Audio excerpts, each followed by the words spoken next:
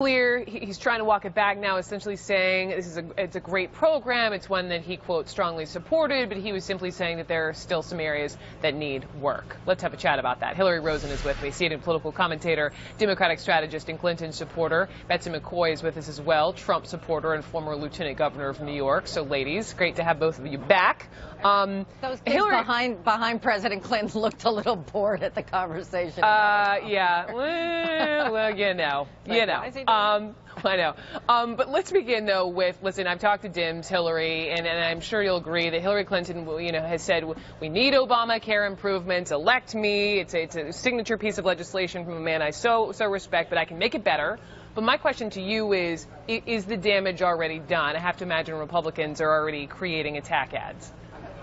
Look, may I take that? President Clinton is Hillary first. Fault, at fault for some exaggerated honesty here. I don't think it's the end of the world. The fact is that those subsidies would have been better, and health care would be more affordable if the Republicans weren't blocking significant portions of the program over the years. So there's no question that it can be made better, and there's no question that healthcare costs were rising significantly before the Affordable Care Act was put in place, and they are rising less significantly now, but still rising, because that's, the nature of healthcare costs right now, which is still a problem that the Affordable Care Act never really promised to fix. But more people are insured. Donald Trump has promised to repeal this without substituting any other plan. So, the push comes to shove, people have to decide.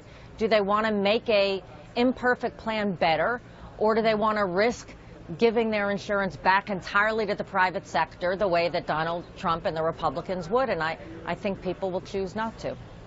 Let's get the other side. Lieutenant Governor, your turn. Yes. On day one, the next president of the United States should suspend the penalty on those who don't have insurance. Right now, Brooke, more people are incurring the penalty than have actually signed up for Obamacare. That's amazing. That's right. More people are incurring the penalty, about 12 million people. Is that true, Hillary? No. Yes. May I continue? I can back up those numbers. In fact, they were in the Washington Beacon just yesterday. Let me point out that the reason is the ACA promised affordability and choice, but delivered neither. And the next president has the power under Section 5000 of the law, the hardship exemption, to suspend the penalty on everyone until Congress can repeal the law. And I suspect that's what a President Trump would do.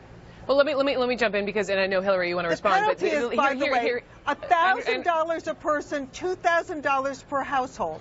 Okay, that's numbers the average, aside, let's listen to Donald Trump. Let's listen to Donald Trump and his response to what President Clinton said. Here he was. President Bill Clinton came out and told the truth about Obamacare. This was yesterday. He's absolutely trashed President Obama's signature legislation. In the meantime, she wants to double down on Obamacare.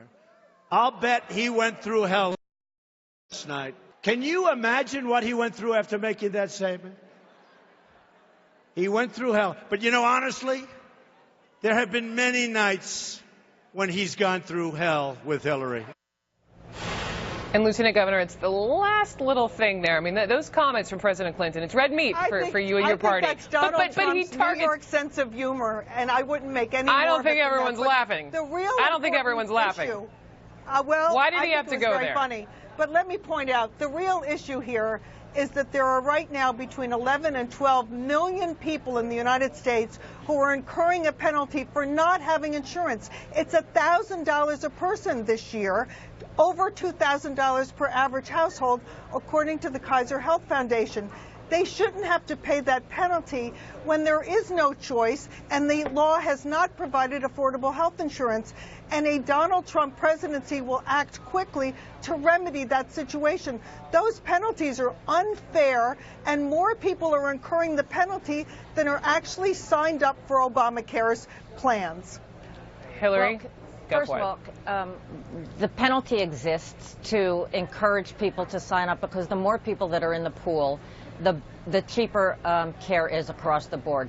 The penalty actually does not cost more than the care itself, and that's a critical point. In state after state after state, people have competitive choices for health care that they did not have before. So more than 20 million more people have health care today because of the Affordable Care Act than before this act was passed. But here's the big Medicaid. Policy picture. That's where the real expansion is, not these defective Obamacare plans. Here's the real big picture issue, which is, do you want a president who has a plan to fix health care, to actually make it better, to encourage more support for more small business, to encourage more competition in the system? Or do you want a president who wants to throw you back to the wolves of the private system? And that's what Donald Trump has promised by repealing Obamacare. So I thought last night was really useful for this reason, Brooke, because for the first time, I think, in a few weeks, we actually had a policy debate more than we've had to date. We've had differences on women's reproductive health. We had differences on climate change. We had differences on Syrian refugees. We've had differences on LGBT rights. This is really what this campaign ought to come down to. And if it does, I think we're going to see a majority of Americans are going to see that Donald Trump's plans are really very dogmatic, right-wing Republican proposals, and Hillary Clinton has a little more of the, you know, the center of the country in mind. Let me point out, well, they have another chance. They have another chance this Sunday. Sorry, Betsy. We gotta go. We'll listen to hopefully a substantive debate and this town hall in St. Louis on Sunday. They have another opportunity to sell the substance to voters. Thank you, ladies, very much.